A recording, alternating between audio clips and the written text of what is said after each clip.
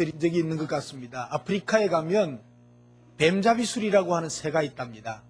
이 새는 독수리과에 속하는 새인데 아주 민첩해서 땅에 사는 그 들짐승들, 작은 들짐승들, 그러니까 쥐라든지 들쥐 또 뱀 이런 것을 낚아채 가지고 먹는답니다.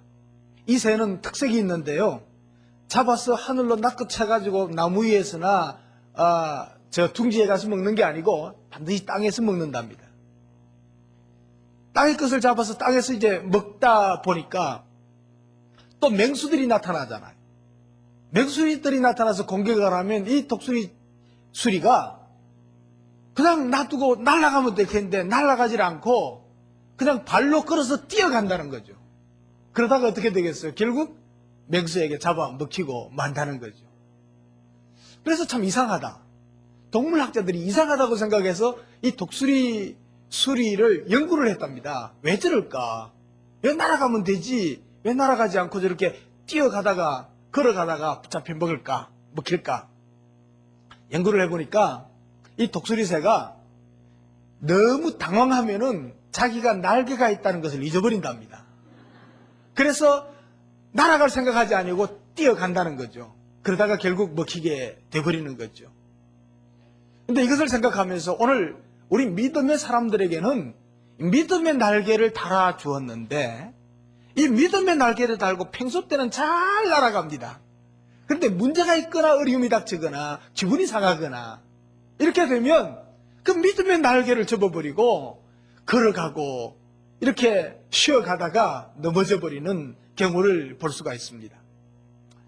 그것은 많은 경우에 볼 때 감정에 치우쳐가지고 감정에 매여가지고 복음 사역을 하지 못하고 그리고 믿음의 날개를 펴지 못하고 날아가지 못하는 것을 볼 수가 있습니다. 우리들의 신앙생활을 가만히 살펴보면 감정에 상당히 치우치는 삶을 살아가는 것을 볼 수가 있습니다. 감정이라고 하는 것은 어떤 특정한 행위나 어떤 사건, 어떤 경험에 대한 느낌이나 반응을 이야기하는 거거든요. 그래서 하나님께서는 약한 사람들, 보잘것없는 저와 여러분들을 부르셔서 쓰시기를 원하십니다. 그런데 하나님께서는 우리를 쓰시기를 원하시는데 우리는 우리의 감정에 치우쳐가지고 감정에 따라다니다 보니까 제대로 쓰임받지 못하는 안타까움이 있습니다. 그래서 우리에게 일어나는 여러 가지 형태의 감정의 차이를 구별하지 못하기 때문에 하나님과의 관계에서 혼란을 일으킵니다. 그래서 감정과 믿음을 착각하게 된다. 그래서 방황하게 된다는 거죠. 그래서 믿음의 날개를 제대로 펴지 못하는 거죠. 우리 많은 사람들이요, 감정적으로 느낌에 쉬는 사람, 한번 대화도 하지 않았고 제대로 나에게 손해를 끼친 적도 없지만 그 사람하고 가까이 가기가 싫습니다. 대화하기도 싫습니다. 그럼 멀리하고 싶죠. 그럼 감정적으로 일어나는 것 때문에 그래요. 교회도 괜히 이상한 눈으로 보고 교회가 이러니 저러니 막 평가하는 경우가 많습니다. 일어나는 감정 때문에 그렇습니다. 그리고 어떤 사람들은요, 믿는 사람이 믿는 사람에게, 또 안 믿는 사람이 믿는 사람에게 실망하거나 어떤 자기가 기대를 했는데 그 기대에 미치지 못할 때 감정적으로 나쁜 감정을 가집니다. 그래서 예수 믿는 것들, 못된 것들 상대 안 해. 나 예수 안 믿어. 예수 믿지만 믿는 사람들이 싫어. 이런 사람도 있어요. 그리고 우리 믿는 사람들이 기분이 좋을 때는 아주 믿음이 좋은 것 같아. 정말 하늘이라도 떠매고 갈 수 있는, 태산이라도 떠매고 갈 수 있는 그런 믿음이 있는 것 같은데 기분 좀 상하거나 감정이 상하거나 이 문제가 생길 때 그때는 저 사람이 정말 믿음 있는가? 정말 믿음 있어? 믿음 어디 갔어? 할 정도로 믿음이 보이지 않는 그런 왔다 갔다 하는, 그리고 극과 극의 신앙생활을 하는 사람들도 볼 수가 있는 거죠.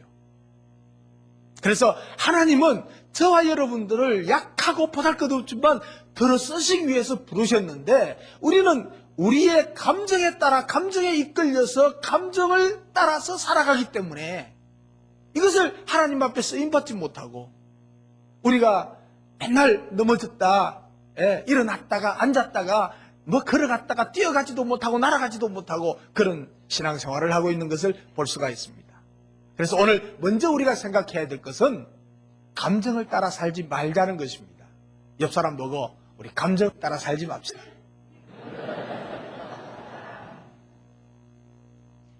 여러분, 내가 느끼고 내가 생각하는 거하고 관계없이 하나님이 말씀하시는 것이 진리인 줄로 믿습니다.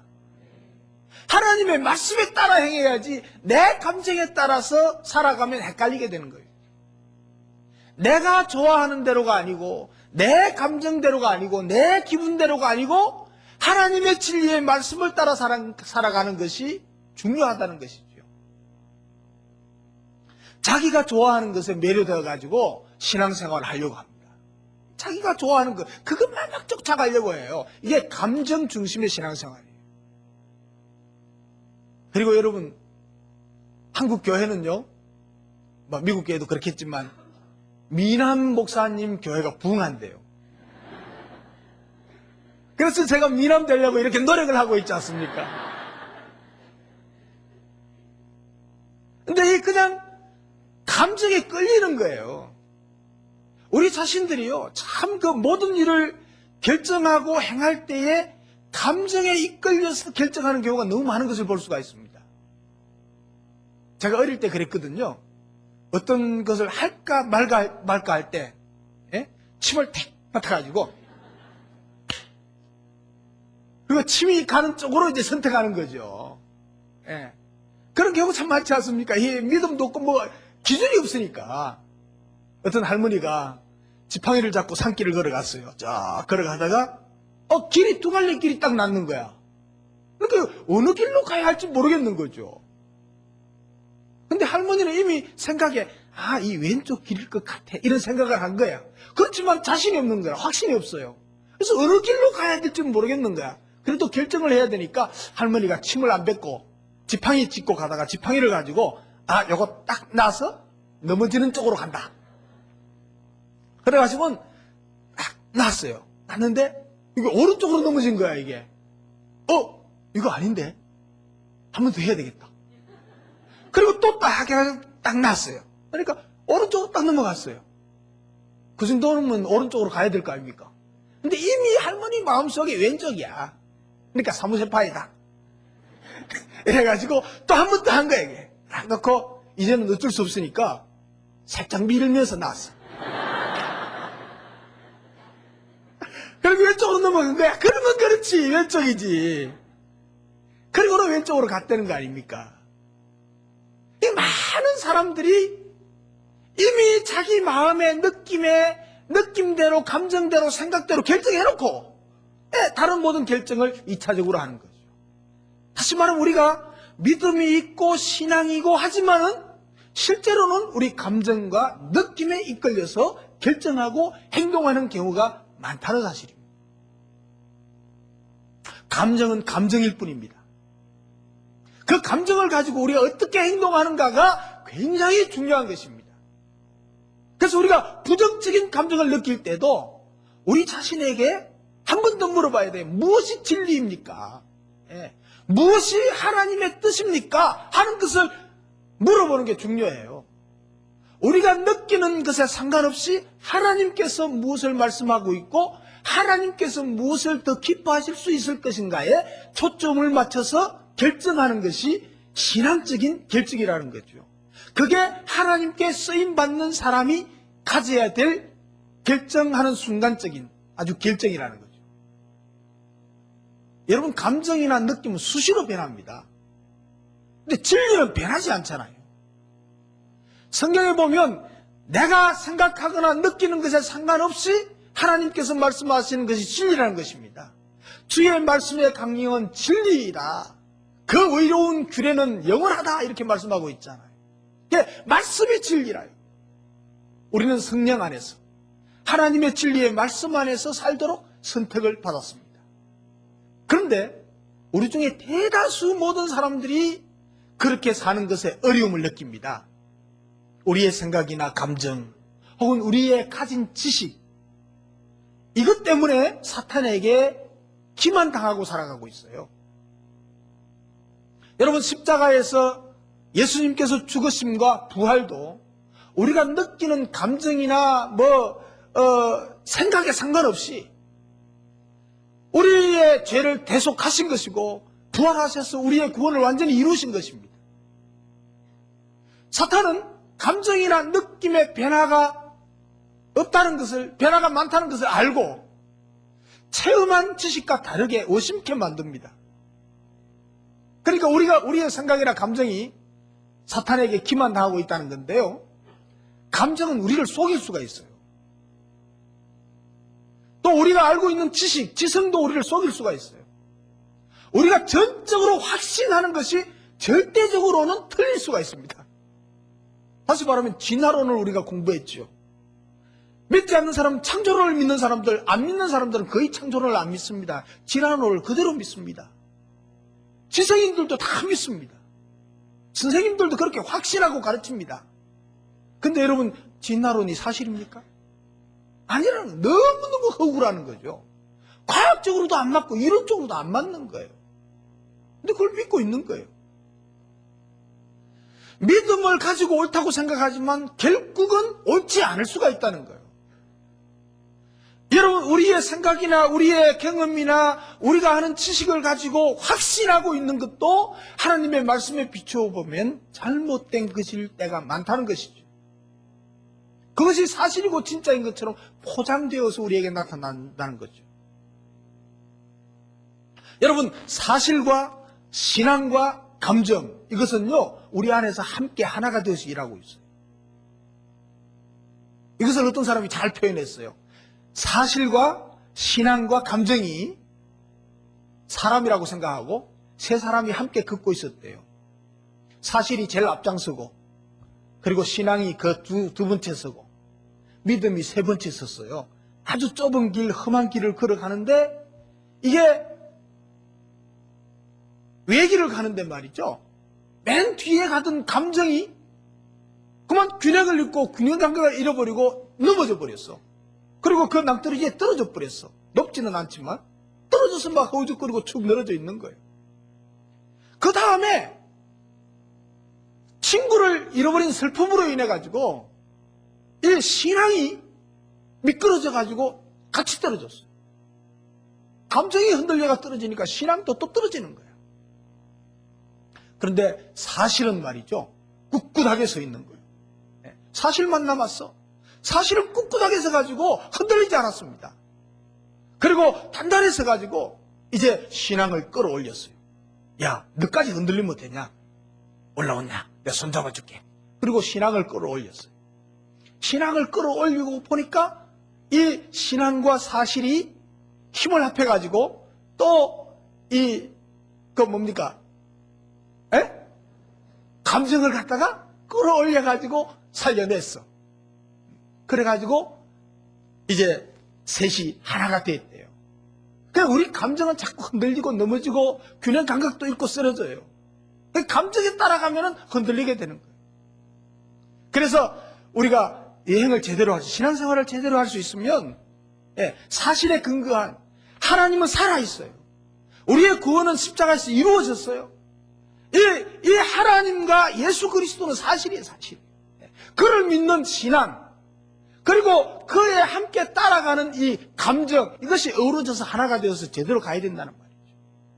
그래서 뒤에 있는 감정에 이끌려서 살아가면 온전히 하나님 앞에 쓰임받을 수가 없다는 것이죠. 오늘 우리가 기억해야 될 중요한 것은 하나님은 우리를 쓰시려고 부르셨어요. 하나님은 약한 나를 쓰시려고 부르셨어요. 한번 따라합시다. 하나님은 약한 나를 쓰시려고 부르셨습니다. 하나님은 저와 여러분들을 쓰시려고 부르셨어요. 하나님은요, 강한 사람보다 약한 사람을 더 좋아하시고 약한 사람들을 부르셨어요. 오늘 우리 큰빛교회 성도들처럼 약하고 별로 보잘것없는, 드러나지 않는 사람들을 부르셨다고. 오늘 본문에 이렇게 말하죠. 미련한 것들을 택하사 지혜 있는 자를 부끄럽게 하시겠다. 약한 것들을 택하사 강한 자들을 부끄럽게 하게 하시겠다. 천한 것들과 멸시받는 것들과 없는 것들을 택하사 있는 것들을 폐하려 하겠다. 더 세워주시겠다는 거죠. 왜 그렇습니까? 아무도 자랑하지 못하게 하기 위해서, 건방지게 못하게 하기 위해서 하나님께서 약하고 천하고 우둔한 우리를 불러서 세우신 것은 우리를 이 시대에 쓰시기 위해서 부르셨다는 것입니다. 성경은 우리 약함을 통해서 하나님의 강함이 나타나게 하시겠다고 말씀하고 있습니다. 여러분 스스로 약하다고 생각하십니까? 스스로 부족하다고 생각하십니까? 그렇습니까? 그렇다면 됐어요. 좋은 배경을 가지고 있는 거예요. 내가 약하고 내가 부족하고 내가 연약하다고 생각하는 이것은 오히려 좋은 배경이에요. 하나님에 의해서 우리는 강하게 쓰임받을 수 있는 것을 믿습니다. 하나님에 의해서 우리는 높이 쓰임받을 수 있을 것을 믿으시기 바랍니다. 그래서 25절에 보면 하나님의 미련한 것이 사람보다 지혜 있고 하나님의 약한 것이 사람보다 강하다고 했습니다. 우리는 약하지만 하나님이 강하게 세울 수 있고 우리는 미련하지만 하나님께서 우리를 더 지혜롭게 세울 수 있다고 하는 말씀입니다. 그렇게 하기를 원하시고 계신다는 말씀입니다. 사도 바울은 내가 무엇인가 자랑할 게 있다면은 그게 무엇인가 하면 나의 연약함을 자랑하겠다 이렇게 말씀하고 있습니다. 사도 바울이 자랑할 게 많은 사람입니다. 그의 가문도 자랑하고 그의 학문도 그의 지식도 모든 게 자랑할 것이 많습니다. 그러나 그런 거 다 내려놓고 내가 자랑할 거 있다면 나의 약한 것을 자랑하겠다고 그랬습니다.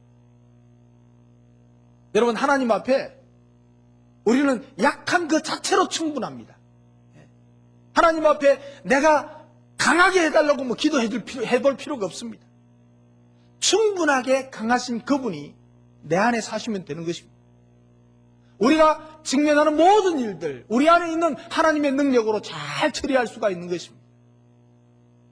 저와 여러분들이 예수 그리스도를 영접했을 때 내 안에 누가 오시죠? 예수의 영이, 성령의 영이, 성령님이 우리에게 오신다는 얘기죠. 그 성령님이 내 속에 있는 한 나는 약하지만 그분이 나를 지혜롭게, 강하게, 높게 세워주실 줄로 믿으시기 바랍니다. 내가 일하게 하지 말고 내 안에 계신 성령님이 일하게 하시면 돼요. 내 안에 계신 성령님이 나를 통해서 나타나도록 하시면 된다는 말이에요. 만약 우리가 강하다고 생각한다면 하나님은 우리에게 육체의 가시를 허락하실 만큼 우리를 축복하실 수도 있습니다. 약하게 해가지고 약함이 드러나도록 하시는 게 하나님의 뜻이에요. 바울은 자신에게 있는 육체 가시 때문에 스스로 의지할 수 없는 존재인 것을 알았어요. 자기 스스로 무식할 수 없는, 자기가 문벌도 좋고 학문도 좋고 가문도 좋고 다 좋지만 그것 가지고는 자기가 아니라는 거죠. 그래서 자기에게 있는 그 아픔과 고통, 질병, 그것을 제거해달라고 기도했습니다. 3번이나 기도했어요. 금식하며 기도했어요. 그런데 하나님의 응답은 하나님의 은혜가 네게 족하다 그랬습니다. 하나님의 능력은 바울의 약한 데서 온전해진다고 했습니다. 약하고 병들고 비실비실한 그에게서 능력이 나타나고 기적이 나타나고 병든 자가 일어나는 것은 바울이 하는 게 아니고 그 안에 계신 성령님, 하나님이 하신다는 것을 보여주는 것입니다. 그러니까 바울이 약하지만 그 안에 계시는 성령님 때문에 강하게, 지혜롭게, 놀랍게 일하시는 것입니다. 하나님은 약한 우리를 부르셔서 우리를 사랑하세요. 그래서 강하게 만드세요. 우리가 아직 죄인 되었을 때에 그리스도께서 우리를 위해서 죽으심으로 하나님께서 우리에게 대한 자기의 사랑을 확증하셨다고 그랬습니다. 하나님이 여러분들을 사랑하시는 그 확실한 증거를 언제 해주셨느냐? 십자가에 죽어주신 것입니다. 날 위해서 십자가에 죽어주실 만큼 나를 사랑하셨다는 것입니다. 우리가 믿기도 전에 우리를 위해서 죽으셨습니다. 그런데 우리가 믿고 난 후에는 얼마나 하나님이 우리를 사랑하시겠냐는 것입니다. 하나님이 무조건 선택하시고 사랑하셨습니다. 하나님께서 약하고 미련한 우리들을 부르셨습니다. 그리고 사랑하셨습니다. 사랑하시기 때문에 하나님이 우리를 사랑하고 계심을 믿으시기 바랍니다. 그런데 사람들은 모두 이렇게 생각합니다. 내 안에 하나님이 사랑하실 뭐가 있어야 날 사랑하시지 않는가? 내가 하나님 앞에 무엇인가 뭐 해야 하나님께서 날 사랑하지. 내가 하나님 앞에 사랑받을 게 별로 없어. 이렇게 생각하는 사람들이 많습니다. 특별히 열심히 하지 않는 분들, 열심히 신앙생활을 하지 않는 분들, 이 드러나지 않는 분들, 많은 그런 생각을 하게 돼요. 천만에요. 아닙니다. 내가 무엇인가 하나님이 나를 사랑할 만한 무엇이 있어서 사랑한다면 우리는 아무도 사랑받을 사람이 없어요. 사랑받을 만한 일이 아무것도 없고 모습도 없고 행동도 없지만 하나님이 우리를 사랑하시는데, 하나님의 사랑은 하나님의 본질이 사랑이기 때문입니다. 그래서 아무 조건 없이 아무 이유 없이 우리를 사랑하기 때문에 부르셨어요. 그래서 우리는 하나님의 사랑을 마음껏 받고 있는 거예요. 이걸 우리는 누려야 돼요. 느껴야 돼요. 감정적으로 이것을 느끼는 게 중요해요. 저는요, 많이 이야기했습니다만 우리 어머니에게, 아버지에게 너무 사랑을 많이 받고 자랐어요. 그런데요, 내가 사랑받을 조건이 지금 생각해도 하나도 없어. 하나도 없어. 지금은 이래 꾸며 놓으니까 잘생겼잖아요. 근데 어릴 때 사진 보신 분 계시죠? 어릴 때 사진 보면 너무너무 못났어. 내가 봐도 내가 이렇게 못났을 수가, 이거 항상 생각하면서 자랐으니까. 보세요. 고집세지요. 한 번 울면요, 한나절도 울고 하루 종일도 울었어요. 얼마나 미웠겠어요. 예? 그리고 또 코는요, 맨날 칠칠칠다가 지금도 코 나오지만 코가 이렇게 쭉 나오면 야, 영감 나온다, 영감 나오고 그럼 하고 쑥 들어가 버려 또. 이게 나오니까 이렇게 하는, 얘는 맨날 번질번질 했고요. 예. 제가요, 중학교 한 1학년까지는요, 머리에 부스럼이 났는데, 부스럼이 이렇게 부스럼이 막 붙었어요, 고드름처럼. 뭐가, 볼 게 없어. 사랑할 만한 가치가 없어. 존재가 없어. 그런데, 우리 엄마는, 우리 아빠는 사랑했어요. 우리 형제들은 귀찮았겠지만, 더럽지만, 그래도 사랑하지 않을 수가 없었어요. 사랑받았어. 아무 조건이 없어. 조건이 없어. 왜? 내가 낳았다는 것, 아들이라는 것, 막내 아들이라는 것, 이거 하나 때문에 사랑받았어요. 여러분 마찬가지예요. 하나님은 우리의 있는 모습 그대로 사랑하세요. 여러분이 못나도, 여러분이 미련해도, 약해도, 보잘것없어도, 돈 없어도 하나님께서 무조건 사랑하시는 줄 믿으시기 바랍니다. 우리는 하나님의 사랑을 듬뿍 받는 사람이에요. 이미 우리를 다 용서하셨고 하나님께서 우리를 용납하셔서 우리를 부르셨어요. 하나님이 저와 여러분들을 얼마나 사랑하시는지 우리를 보고 흥분하실 정도로 사랑하고 계신다는 것을 성경은 말씀하고 계세요. 스바냐 3장 17절에 보면 우리가 노래도 부르죠. 내가 노래를 잘 못해가지고 못 부르겠어. 너희 하나님 여호와가 너희 가운데 계시니, 아시죠? 그는 구원을 베푸실 전능자시라. 그가 너로 인하여 기쁨을 이기지 못하며 너를 잠잠히 사랑하시며 즐거이 부르며 기뻐하시도다. 무슨 말입니까?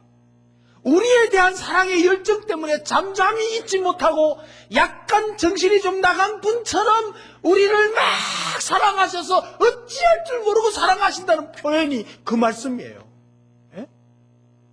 너무너무 사랑하셔서 제정신이 아니라 보면 사랑하는 거야. 예? 하나님이 저와 여러분들을 보실 때 그렇게 사랑하신다고요. 예? 그러니까 우리가 어떤 경우에라도 하나님은 우리를 사랑하실 뿐만 아니고 너무너무 좋아서 기뻐서 어찌할 바를 모르는 하나님이세요. 그만큼 우리를 사랑하세요. 그런데 사탄이 하나님의 사랑을 방해합니다. 우리가 죄를 짓고 불의하다고 느낄 때, 우리가 추한 생각을 하고 죄된 생각을 하고 잘못된 행동할 때, 범죄할 때 사탄은요, 거짓으로 우리를 올가매요. 말하니 그래갖고 네가 하나님 사랑 받을 수 있냐? 너는 하나님 자녀들, 하나님 사랑 받으려면 아직 멀었어. 그렇게 사탄이 우리 마음속에 해가지고 아이고 하나님이 막 멀리 떠나신 것 같고 하나님이 나 같은 사람은 사랑 안 할 것 같고 이렇게 해서 막 감정이 말이죠. 아이고 나는 이제 안 돼. 나는 틀렸어. 나 온전한 신앙생활 안 될 것 같아. 그렇게 막 헷갈리게 한단 말이죠. 여러분 이게 사탄이 우리를 속이는 거예요. 우리는요 이럴 때 외쳐야 돼. 마음속으로 외쳐야 돼요. 악한 원수 사탄아, 네가 나를 정죄할 수 있다고 생각하느냐? 사탄이 우리를 정죄하지만 우리는 정죄당할 이유가 없어요. 왜냐하면 로마서 8장 1절에 보면 그러므로 이제 예수 그리스도 안에 있는 자에게는 결코 정죄함이 없나니. 예수 안에 있는 자에게 뭐예요? 결코 정죄함이 없어요. 하나님도 정죄할 수 없어. 사탄도 정죄할 수 없어. 예수 그리스도를 믿는 자는 모든 죄 용서함 받고 용납받고 하나님의 사랑만 받는 사람이요. 우리가 비록 잘못해서 범죄했을지라도 잘못해서 실수했을지라도 그것 때문에 하나님이 우리를 정죄하지 않는다니까요. 우리의 감정이 헷갈릴 필요가 없다는 거예요. 그래서 우리가 감정들과는 상관없이 진리 안에, 말씀 안에, 하나님의 사랑 안에서 살아가야 돼요. 우리의 느낌과는 상관없이 우리는 신분이 의인입니다. 하나님의 자녀입니다. 이미 다 용서받은 하나님의 자녀입니다. 그래서 우리가 이해해야 될 것은 감정적으로 가라앉은 상태가 될 수가 있어요. 때때로는 우리가 참 나약해질 수도 있고 연약해질 수도 있어요. 그래서 성경에는 감정적으로 침체된 경험을 가진 사람들이 있습니다. 사도 바울도 바로 그랬어요. 사도 바울이 심한 불안 증세 때문에 영 죽고 싶은 심정까지 내려갔다고 고백하고 있어요. 고린도후서 1장 8절에. 자기를 의지하지 않고 이제 하나님의 힘을 의지한다고 고백하고 있어요. 요업은요, 혹독한 그 고통 속에서 나의 가는 길을 오직 그가 아시나니, 하나님만이 아시나니, 그가 나를 단련하신 후에 내가 정금같이 나오리라 그랬어요. 지금은 혹독한 고생을 당하고, 지금은 내가 약해져 있고, 지금은 병들어 있고, 지금은 다망하고, 지금은 어렵지만, 그러나 이 연단을 통해서 하나님께서 나를 다시 정금같이 세워주실 것을 믿는 믿음, 이런 가운데서도 하나님께서 나를 사랑하고 계신다고 하는 믿음의 고백이 있었다는 얘기예요. 그래서 욥의 감정은 아주 바닥에 있었지만은 그의 믿음은 정상에 있었던 것을 볼 수가 있습니다. 우리가 정상적인 인간의 감정을 가질 때 원수가 속삭이는 그 거짓말에 속아 넘어가서는 안 됩니다. 이것이 믿음으로 가능한 것입니다. 그래서 마음속에 생겨나는 감정들 인정하십시오. 내가 사람이니까 약해질 수도 있고 내가 하나님의 사랑을 못 느낄 수도 있고 그렇죠. 그렇지만 믿음을 잃지 않도록 굳건하게 있어야 됩니다. 감정을 가지는 것은 정상이지만 그 감정이 우리를 수렁으로 빠뜨려 넣지 않도록 우리가 항상 긴장해 있어야 돼요. 감정 때문에 내 신앙이 약해지고 감정 때문에 내 근본적인 믿음이 흔들리지 않도록 조심해야 됩니다. 그래서 감정 때문에 하나님께 맞춘 초점이 흐트러져서는 안 된다는 거예요. 우울해질 수 있습니다. 그 영적이지 않아서 그런 게 아니고 모두 다 우울해질 수 있어요. 저도 가끔씩 우울해져요. 하나님은 강한 사람이 아닌 연약한 사람을 절개하십니다. 이것을 제대로 깨닫는다면 우리의 삶에 혁명이 일어날 수가 있어요. 하나님은 우리를 사랑하셔서 쓰시려고 부르셨어요. 하나님은 우리를 쓰시려고 사랑해 주십니다. 사랑해 주십니다. 여러분 사랑을 많이 받는 사람이 좀 풍요로워져요. 여러분 어릴 때 사랑을 많이 받지 못했더라도 하나님의 사랑을 많이 느껴야 돼요. 받아야 돼요. 이것을 누릴 수 있어야 돼요. 여러분 지금 우리가 있는 그대로가 충분합니다. 있는 그대로 충분합니다. 우리의 감정과는 전혀 상관없이 하나님께서는 우리를 쓰시기를 원하십니다. 핑계거리 찾으려고 생각하지 마십시오. 나는 아직 약해서, 나는 아직 어려서, 나는 뭐가 없어서, 나는 뭐 지식이 없어서, 뭐 잘하는 게 없어서 이런 거 핑계, 전부 다 핑계예요. 그저 주님께 쓰임받는 것을 영광으로 알고 소원할 수 있는 여러분 되시길 바랍니다. 오늘 간증한 청년요, 제가 귀하게 생각하는 게 바로 그겁니다. 하나님께 쓰임받고자 하는 열정이 그 마음속에 있었어요. 그러니 하나님 쓰시잖아요. 좀 부족한 듯해도 쓰시는데 앞으로 크게 쓰실 줄로 믿습니다. 지금 있는 그대로 여러분은 모든 분야에서 하나님 앞에 쓰임받을 수 있는 것을 믿으시기 바랍니다. 이제 저와 함께 주님을 바라보십시오. 나와 동행하시며 나와 함께 하시면서 미련한 것들을 택하사 지혜 있는 자를 부끄럽게 하시고 세상의 약한 것들을 택하사 강한 것들을 부끄럽게 하시고 천한 것들과 멸시받는 것들과 없는 것들을 택하사 있는 것들을 아주 폐하려고 하시는 하나님의 놀라운 섭리 아래서 하나님이 저와 여러분들 보잘것없는 사람들이지만 쓰시려고 부르셨고 우리가 하나님 앞에 쓰임받는다면 이 세상을 변화시키는 훌륭한 하나님의 일꾼이 될 줄로 믿습니다. 기도하겠습니다.